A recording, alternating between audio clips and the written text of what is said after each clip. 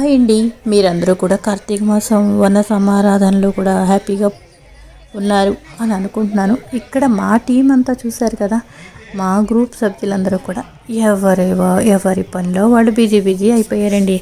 ఒకళ్ళు ఎక్కడో దూరంగా ప్యాకెట్ ఆడుకుంటున్నారు, ఇంకొకళ్ళు హౌసీ ఆడుతున్నారు. పిల్లలైతే ఇంక వాళ్ళ ధోరణి వాళ్ళది. మా టీం వాళ్ళైతే ఎప్పుడూ కలుసుకొని సంవత్సరానికి ఒకసారి కలుసుకుంటున్నాం అని చెప్పి మేమంతా మాట్లాడుకుంటున్నాం. చుట్టూ కొబ్బరి తోటలు, మామిడి తోటలు, అరటి తోటల మధ్యన అయితే పెట్టారండి. చాలా చాలా ఆనందంగా హ్యాపీగా గడిపి మాకు రాజమండ్రిలో బొమ్మూరు దగ్గర అనమాట పిక్నిక్ అయితే చాలా బాగుందండి. వంటలు అయితే ఇంకా అద్దరిపోయాయండి. వంటలు కూడా చెప్పనవసరం లేదు. ఇది కదా ఫ్యామిలీ అంటే అనుకున్నాను. ఇలా ఒక్క రోజున హ్యాపీగా గడపాలి, మన వంట సెక్షన్ లేకుండా అనిపిస్తూ ఉంటుంది నాకు. ఒక్కొక్కసారి చాలా ఆనందంగా ఉంటుందండి. ఇంకా కార్తీక సోమవారం కదా మొన్నటి పొద్దున్న అయితే సోమవారం వీడియో ఇప్పుడు పెట్టేస్తున్నానండి. ఈవేళ కార్తీక సోమవారం నేను ఇక్కడ అంటే ఇన్నిస్పేటలోను విశ్వేశ్వర స్వామివారి దేవాలయానికి అయితే వచ్చానండి. చాలా బాగుందండి. నేను ఈ గుడికి రావటం మొదటిసారి.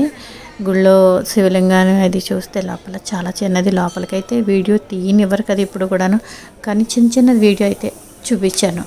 నెక్స్ట్ దీపాలు ఇక్కడ 365 ఒత్తులు వెలిగించేసుకోవడం. నేనైతే 365 ఒత్తులు మొన్న వెలిగించేసుకున్నాను ఉపవాసం ఉండి ఏకాదశి రోజున.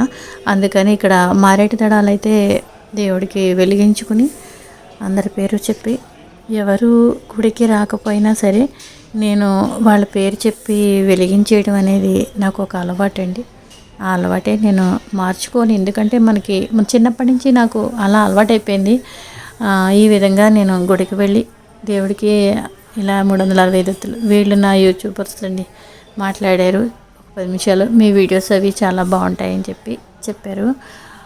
సరే అనుకున్నాను. అలా చిన్న ఆనందం అండి. మనకి ఎప్పుడో వచ్చే డబ్బుల కన్నా వీళ్ళ పలకరింపులు మనకి చిన్న ఎగ్జైట్మెంట్గా ఆనందంగా ఉంటుంది. నాకైతే ఇదిగా ఉంటుంది అనమాట. అంతే, ఇంకేం చెప్పలేను.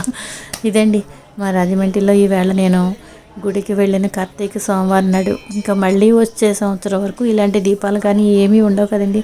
ఈ దీపాల కోసమే చాలామంది చర్చగా పెట్టుకుంటూ ఉంటారు. ఇక్కడ ఎవరి పని వాళ్ళదే అని నేనంటానండి. దేవుడికి దీపాలు పెట్టడం మన వంతు. దేవుడికి ఒకసారి అలా హారతి చూపిస్తూ ఉంటాం, అందుకని ఈ హారతి చూపిస్తే భగవంతుడు చూస్తాడు. పారాయణాలు కూడా జరుగుతున్నాయి.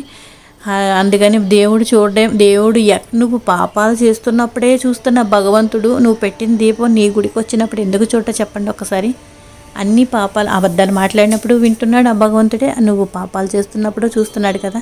దీపం పెట్టింది ఎందుకు చూడు. వీళ్ళు ఏదో చేసేస్తున్నారంటే వాళ్ళకి ఉద్యోగస్తులండి, వాళ్ళకి నీట్గా చేయకపోతే వాళ్ళని తిడతారు కదా. అందుకని వాళ్ళు తప్పు పట్టకూడదు. మనం ఎవరి పని వాళ్ళది, ఎవరి ఇది వాళ్ళది. మన పని మనం దీపాలు పెట్టుకొని వచ్చేయడమే కదా.